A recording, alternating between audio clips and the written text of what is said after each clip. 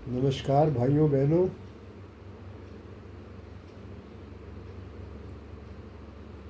यदि हम किसी मंदिर के या किसी तीर्थ स्थान या कोई सिद्ध पीठ या कोई संत उनके दर्शन के लिए जा रहे हैं,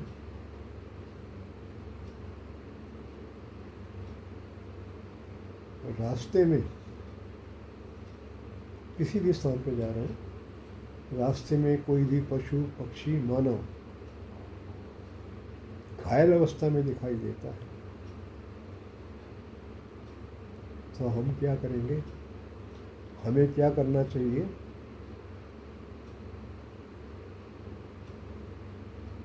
ईश्वर क्या कहेंगे आपको इसके लिए? दर्शन की बात छोड़िए, अभी किसी भी स्थान पर जाने की,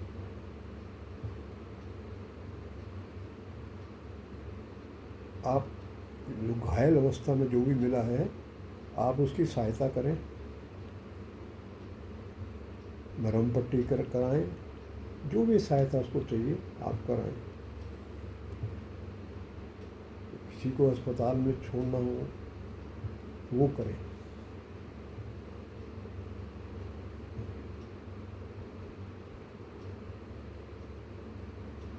इस कारण अगर आप इन स्थानों पे, दिव्य स्थानों पे ना जा पाए और उसकी आपने सेवा की किसी घायल की, तो बिना गए ईश्वर आपसे प्रसन्न हो जाएंगे। वहाँ जाकर जो आपको मिलता उससे कहीं ज़्यादा ईश्वर आपको प्रदान कर देंगे। ईश्वर की ये व्यवस्था है।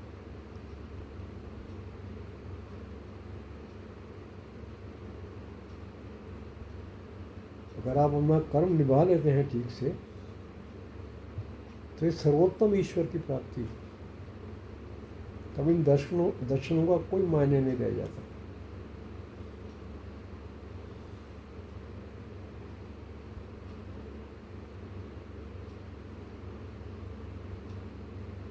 ईश्वर से पूछें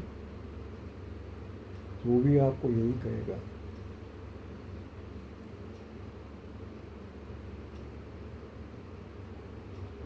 तो उत्तम कर्म को पहचानें। उत्तम कर्म में ईश्वर का वास है, जहाँ सीधा ईश्वर से आपका संबंध हो जाता है। उन स्थानों पर जाकर, जहाँ दिव्य स्थानों पर आप जा रहे हैं, उन दिव्य स्थानों की जो दिव्यता है उसको रिसीव करने की शक्ति भी तो आपके अंदर होनी चाहिए। कि वो जाने से क्या होगा? अगर वो शक्ति आपके पास नहीं है और दिव्य स्थान पे दिव्य अनुभूति जो रेडिएट कर रही है, प्रकट हो रही है, वह वो कठिनाई में डाल देगी। आप अस्वस्थ हो जाएंगे उससे। तो क्यों ना अपने उत्तम कार्य को अपनाए, उत्तम कर्म को अपनाए।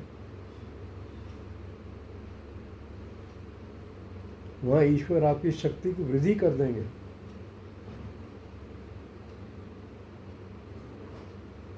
हो सकता है उनका दर्शन आपको घर के अंदर ही प्राप्त हो जाए, ना भी प्राप्त हो, उनकी कृपा किसी न किसी रूप से प्राप्त हो, वो आपको अपनी शरण में ले लें।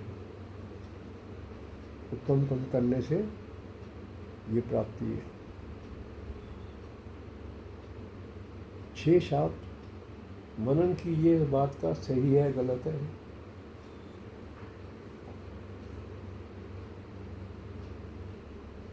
तीर्थ स्थानों में, मंदिरों में जाके